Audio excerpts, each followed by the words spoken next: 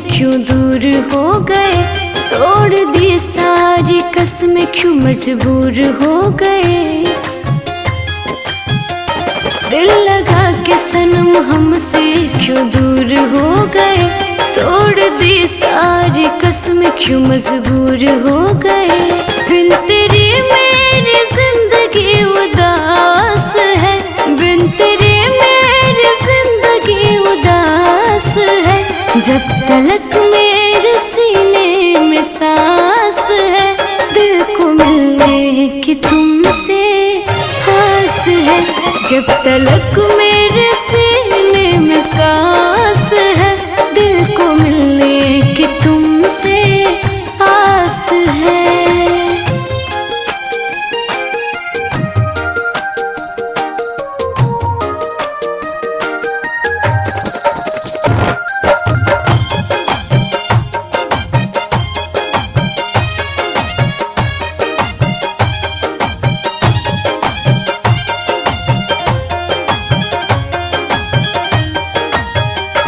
जी रहे हैं तुम्हें याद कर कर के हम, तन्हा यूं अकेले में मर मर के हम।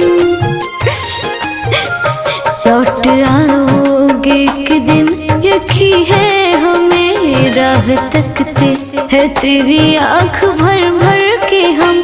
आज भी दिल को तेरी तलाश है, आज भी दिल को तेरी तलाश है।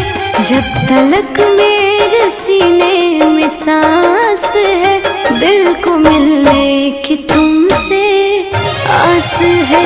जब तलक मेरे सीने में सांस है, दिल को मिलने की तुमसे आस है।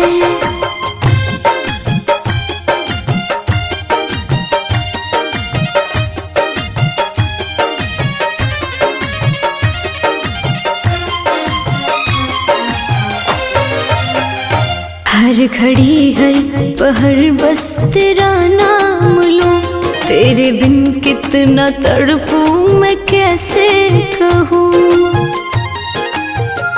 ये जुदाई तेरी मौत जैसी लगे, बस तू ही याद आए मैं जहाँ भी रहूँ। बिन तेरे चश्मा एक लाश है, बिन तेरे चश्मा एक लाश है।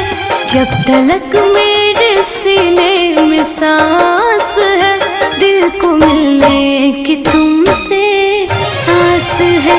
जब तलक मेरे